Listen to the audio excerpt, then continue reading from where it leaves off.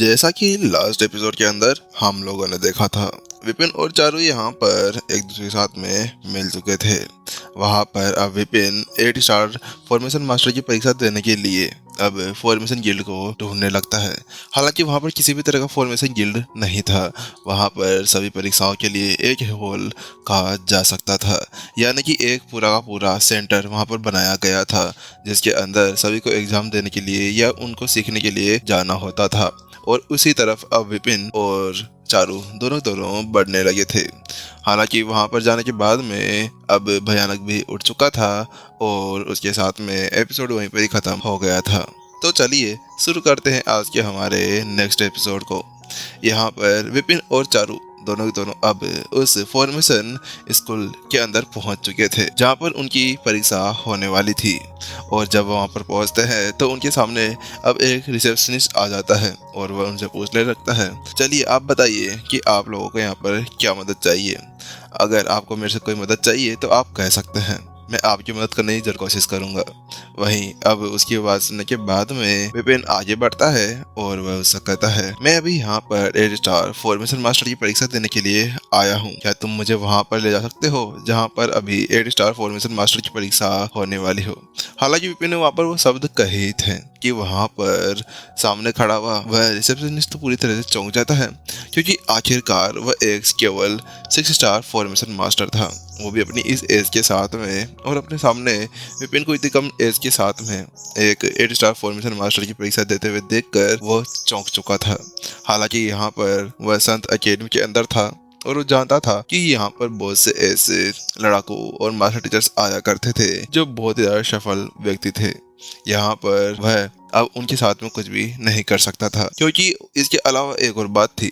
यहाँ पर शैन वंश, संत कबीला, संत वंश के सभी जितने भी कबीले हैं, वहाँ की प्रतिभाएं आया करती थी। और वहाँ की प्रतिभाएं वास्तव में बहुत ही ज़्यादा पावरफुल और बहुत ही ज़्यादा खतरनाक विशेषज्ञ हुआ करती थी। इसी वजह से वहाँ पर रिसेप्शनिस्ट ने यहाँ पर बिल्कुल भी अनादर करने के लिए नहीं सोचा था, क्योंकि अगर उसने ऐसा कुछ करने के लिए सोचा तो उसके साथ में उसके पास में कुछ भी हो सकता था, क्योंकि अगर वो ऐसा करने की सोचती तो फिर कोई भी ऐसे ही उसको वहाँ पर ही मार देता।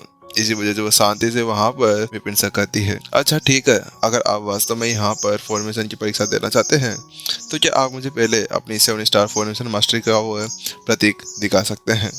वहीं उसकी बात सुनने के बाद में विपिन ने अपना सिर हिलाया और उसने कहा, हाँ, इसमें कोई भी प्रॉब्लम नहीं है, ये लीजिए, ये है मेरा टोकन। इसके साथ में जल्दी से अपनी कलेग घुमाता है और 7 स्टार का प्रतीक बाहर निकाल कर उसको दे देता है। उसके बाद में वह रिसेप्शनिस्ट जल्दी से वहां पर विपिन के हाथ से वह टोकन लेती है और फिर जाकर उसको चेक करने लगती है कि आखिरकार वह कब इस फॉर्मेशन के एग्जाम को दिया था। हालांकि जब उसको चेक करती है तो उसके साथ में वो पूरी तरह से हैरान परेशान रह जाती है, क्या केवल 2 महीने पहले यहाँ पर ये अभी एग्जाम दिया था और वापस से यहाँ पर आकर एग्जाम देने के लिए तैयार हो गया।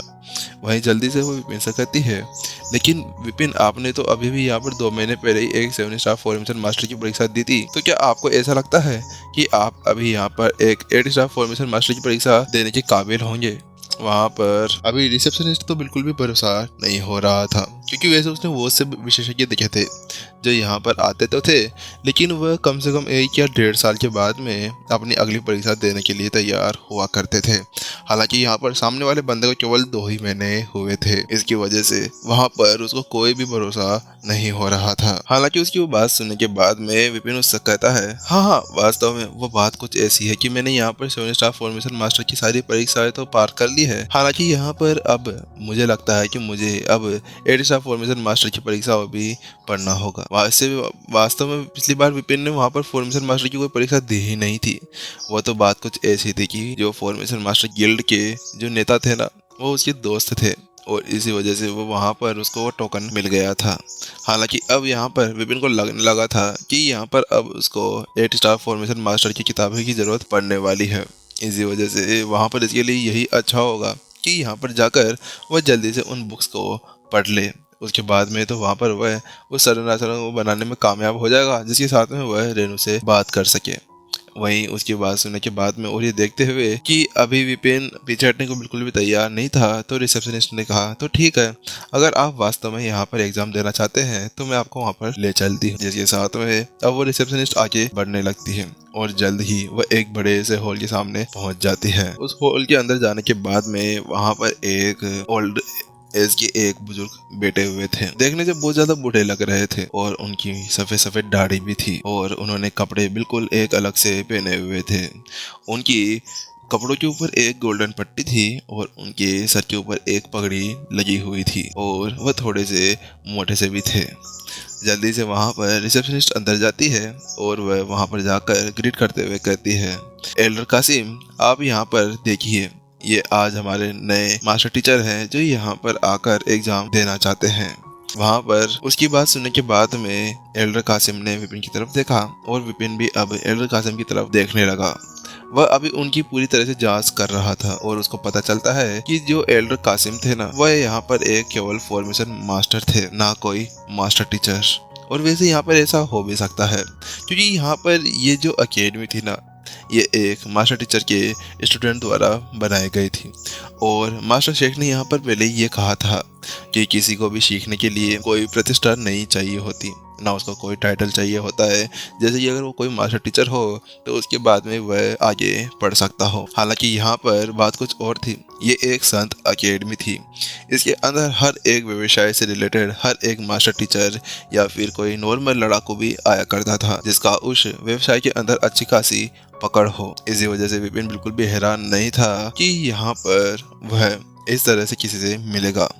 और वैसे वो पहले भी एक ऐसे बुजुर्ग से मिल चुका था जो मास्टर टीचर पवेलियन का एक बुजुर्ग था। हालांकि वह कोई मास्टर टीचर नहीं था, जिसका नाम जाफर था। जाफर वही था जो विपिन के साथ में उस डोमेन के अंदर गया था वहां की छानबीन करने के लिए, फॉर्मेशन मास्टर जाफर। वहीं एक बार ऊपर से नीचे तक पूरी तरह से देखने के बाद में एल्डर कासिम विपिन से कहते हैं, अच्छा तो आप हैं जो यहाँ पर 8 स्टार फॉर्मेशन मास्टर की परीक्षा देना चाहते हैं, लेकिन मैं आपको एक बात बताना चाहता हूँ कि आप ये साधारण लेवल यहाँ पर बहुत ही ज़्यादा कम है। अगर आपको ये फॉर्मेशन मास्टर की परीक्षा देनी है तो इसके लिए आपकी जो संत लेवल है ना, वह संत स्टेज 6 के ऊपर होनी चाहिए। उसके बाद में ही आप यहाँ पर इस एग्ज़ाम को दे सकते हैं। इसकी एकमात्र कारण ये भी है कि अगर आप यहाँ पर बिना एक संत स्टेज 6 के ऊपर पहुँचे हुए अगर यहाँ पर कुछ भी करते हैं तो उसके बाद में ऐसा हो सकता है कि आप जब फॉर्मेशन बनाने जाएं, वो भी ग्रेड 8 की, तो उस समय आपकी एनर्जी उसके लिए काफ़ी ना हो, जिसके बाद में आप वहाँ पर कुछ भी नहीं कर पाएंगे। इसी वजह से यहाँ पर ये सारे नियम बनाए गए हैं, जहाँ पर इन सभी नियमों को फॉलो करते हुए कोई भी एक 8 स्टार फॉर्मेशन मास्टर की परीक्षा दे सकता है। एल्डर कासिम की बात सुनने के बाद विपिन ने अपना सिर हिला दिया। वैसे वो वास्तव में जानता था कि हाँ, ये नियम हर एक जगह लागू हुआ करते थे और उसको पता था कि हर एक एल्केमी हो, डॉक्टरी हो या कोई सी अलग व्यवसाय, उनके अंदर भी इसी तरह से लेवल्स को मापा जाता था। हालांकि वहाँ पर एल्डर कासिम की बात सुनने के बाद में शीना चारो आगे बढ़ती है और वह जल्दी से वहाँ पर कासिम से कहती है, एल्डर कासिम, बात कुछ ऐसी है कि आप अभी विपिन को देख रहे हैं ना, ये कोई नॉर्मल लड़ाकू नहीं है। यहाँ पर अगर ये किसी संत 6 के प्रथम चरण के किसी लड़ाकू के साथ में लड़े ना, तो उसको भी ये हरा सकता है। वहाँ पर एल्डर चारू अभी विपिन की तरफ से भीड़ बोलना चाहती थी। सीनियर चारू वहाँ पर अभी विपिन की तरफ से भीड़ बोलना चाहती थी, क्योंकि वैसे भी वहाँ पर उसने विपिन की पावर्स जो देख ली थी। हालांकि उसकी वो बात सुनने के बाद में वहाँ पर कासिम की निगाहें वापस से विपिन के ऊपर पड़ती है और उससे कहता है, अच्छा वास्तव में क्या बात कुछ ऐसी है, क्या वास्तव में ये इतने ज़्यादा प्रतिभाशाली हैं?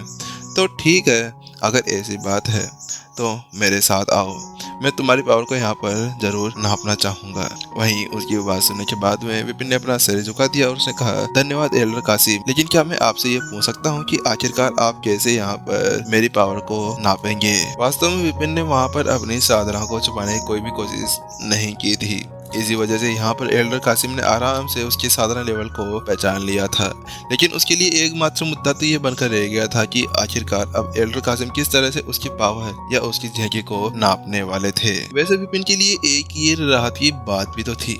यहाँ पर वो तो अच्छा हुआ कि उसके साथ में सीनियर चारू आ चुकी थी, क्योंकि सीनियर चारू की वजह से यहाँ पर एल्डर कासिम उसकी एग्जाम लेने के लिए मान गए थे। अगर यहाँ पर उसको अभी अचानक से संत स्टेज 6 के ऊपर जाना होता तो फिर वो कैसे जाता? आखिरकार वो तो पूरी तरह से भिखारी जो बन गया था।